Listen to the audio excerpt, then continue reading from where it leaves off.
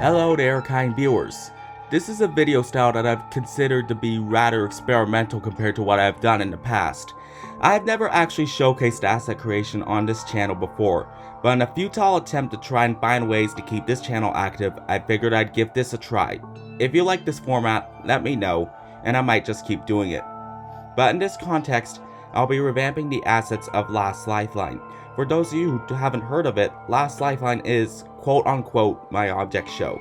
Yes, suspicious quotation marks, I get it. But the reason for them is because it wasn't originally my concept. Rather, this is an object show version of a camp that was made by my friend. And before you ask, yes, permission was given to make this show. And for those of you who haven't heard of it, let me explain why I'm remaking these assets briefly. It's because they're old. I've learned a lot more asset making and design techniques in Adobe Animate since I made the assets for the show. Reminder, these were made back in late 2022. And yes, I might be doing it for the content as well. Let's ignore that and get started. For those of you who can't already tell from the backdrop, we are starting with the main host of this DanganRonpa inspired object show, Monocoin. There's two hosts, but we'll get to the other one in a second. One of the primary differences between the asset remake and the original asset is that there are less internal lines. A ton of different object asset makers have reduced upon their usage of internal lines for a better looking product, and after trying it for myself I can agree it does look a lot better. The overall shading of the object has changed as well, making it a little less unanimous, and hopefully as a result a little more unique visually. Also, when I made the original Monocoin asset, I didn't think too much on what some of the objects displayed in the asset were. The bottom strokes of her body were meant to represent vines, whatever plant it is, called sloping around the bottom of the Monokuma head. But in the original, I didn't do that. I just did strokes, which made the original asset feel more fake, and not a truthful interpretation of the Monocoin. Yes, even if it is true that Calculovo did that for her Monocoin assets as well. Really, this first asset was made as an experiment to see if it could really improve the Last Lifeline assets that much, and after finishing it, I felt like I definitely would be able to.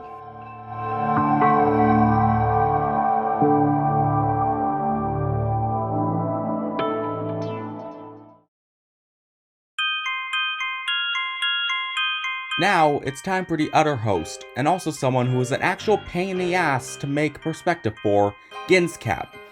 For anyone out there who is a watcher or player of the game Your Turn to Die, this character may seem familiar. And that's because they are an objectification of the YTD character Ginabushi, or more specifically, the hide or cap that Gin commonly wore. The remake of this asset wasn't too drastically different from the original version, but the color palette was changed slightly, and the shading was made slightly more dynamic to fit better with the actual form of the character.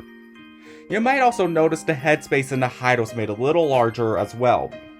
I got a lot of these shading and color palette techniques from a good friend Indigo, who isn't active in the YouTube space, but if you saw their assets, you'd know they are an incredible asset maker, someone I've looked up to for asset creation for a while.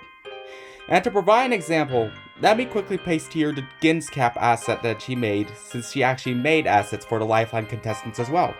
Oh yeah, and Monocoin too, how could I forget?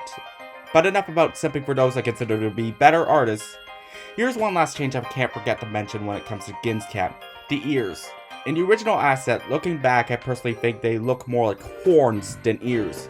If you've seen a picture of Ginabushi and her cap, you'd know that they are supposed to be ears.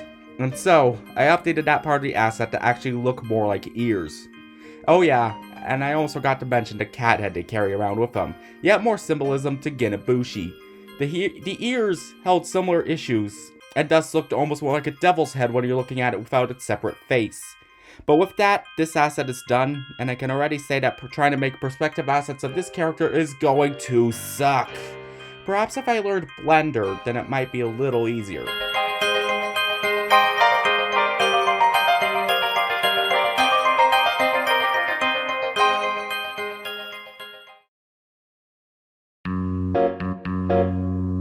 Next up, we have Blank Square, or as the creator often liked to nickname them by, Squank.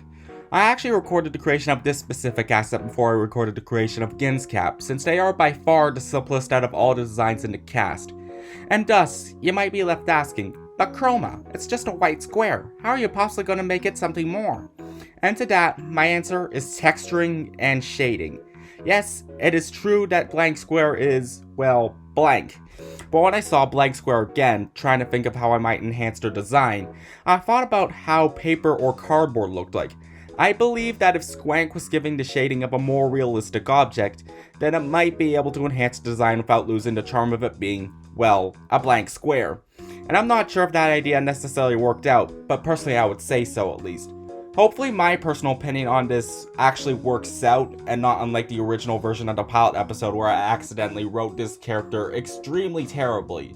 Let's not talk about that, please. I forget I mentioned that. It's not going to go over well if people knew about that. Me butchering other people's characters. Nah, I'm just kidding. I don't care about it that much.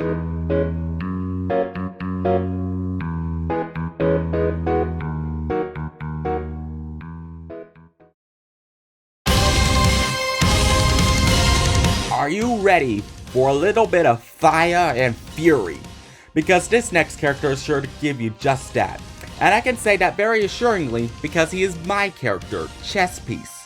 I will say as well, this character, the redesign, ended up feeling very different from the original version. Because even though it is still the same object, there was a lot of design changes that I made to him. All of this mostly has to do with the overall shape of the object, and trying as much as I could to make it look like a genuine chess piece. Also, I was switching back and forth between my Adobe Animate application and my references way too much during the redesign of this character. Probably because I was consistently worried about the shape not being correct to his form. And thanks to a tiny bit of indigo influence, I thought that changing the shape a little bit might have helped. You might also notice at this point that I had drastically reduced on the amount of interior lines in this asset as well. It's for the same reasons as why I made this decision with the Monocoin asset remake. Thinking it looked better than with the interior lines, influence from other asset creators, yada yada yada. What matters here though is that I definitely do think it helped this design, although it is going to feel weird to use for some time, because the original asset wasn't so bulky at the bottom. However, there is at least a little bit of time for everything where I felt weird changing a part of him. So perhaps over time this will fade over as well. We can only hope. But one thing that definitely won't fade over is the amount of resentment he has for the hosts. Yes, he will still carry that deep resentment against Monocoin that he held from the camp version. But the reasons for why that is the case might not be quite the same. You'll just have to see.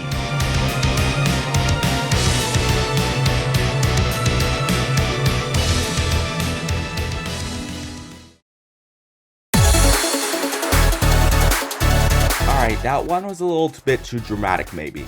Let's bring down the tone a little bit with a less antagonistic, but definitely still energetic character, Clay Pigeon, who actually managed to get into an episode of BFB as a recommended character, and as a result caused a tiny debate on whether or not they should actually be let into the cast because, fun fact, they originally weren't supposed to be here. In the camp version, they were a debuter that entered on episode 12, over halfway through the entire competition, and somehow they were one of the 3 winners. Don't ask me because I don't know either. And that was originally planned for the show version as well, but they were introduced into the starting cast after some controversies arose with one of the other contestants. Don't ask me because you're not supposed to know. Capiche? Anyways, you might notice that the old asset looks like it has a Pac-Man engraved into it. That's what it looked like to me too when I saw the character for the first time, since I had no clue what the fudge a Clay Pigeon was. But don't worry, I searched up what it was while I was making the remake asset, and that's how I got a different assumption that it was supposed to look like a crack. Clay Pigeon was a rather sporty figure for a rather fragile object, so it would make sense. Some of the extra details you see here, primarily the extra lines on the rims of the object itself, are meant to give those final impressions of what this object was. The Clay Pigeon is a lot more ridged than in the first asset I made of this character, so they're meant to represent those smaller ridges you would see on the edge of the Clay Pigeon in real life. Also, the circular pattern in the center was a bit of an indigo influence as well. The amount of times I've mentioned indigo here makes it feel like I've sold out my art style in favor of another artist, doesn't it? But that's not true at all. She and many other object asset artists may be inspiration for how to improve my own art style, but I don't try to copy them directly. I just go with what I think looks best, and to me, this is what looks best for a Clay Pigeon. Also, I had to remove one more internal line off camera just as a note for the comparison display.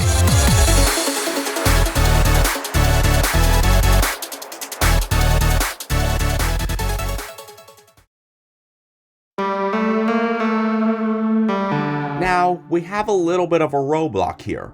Literally. This next character is Construction, whose personality doesn't actually have anything to do with construction, but they are a massive snob. Or at least they're a massive snob for someone in enough debt to get caught up in this situation. The design of this character was heavily based off the road sign emoji, which might explain why the side poles almost reach down to the ground lower than his legs do. And although most of the changes in this remade asset come in the form of color and shading changes, there was another change that I realized with a bit of indigo influence would definitely help out the design. Adding another connector between the two metal poles, that is. And his legs would be attached to that connector instead of the main road sign, just to make them look a little taller. The reason I added this change was so that it could look more like an actual Roblox sign, instead of just the emoji of a Roblox sign. And I think the main reason the design of this character looks more like the emoji than the actual object is because the creator of this character, Grassy BSR, can't draw that well. And thus, the reference that almost every asset artist had used there was the emoji-esque design. But I didn't want to keep feeling like an emoji. I wanted to try and make every asset remake feel a bit more lifelike even if this was still so heavily cartoonish. Because even in a cartoon, the eye can still detect if they think something is fake. I don't want that with AMD's characters, not even those that don't exist in real life.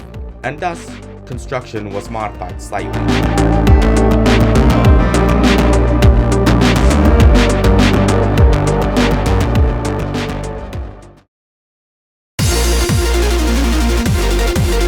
For the last asset in this first part of the LL asset recreation process, we have a little bit of a character fraud here.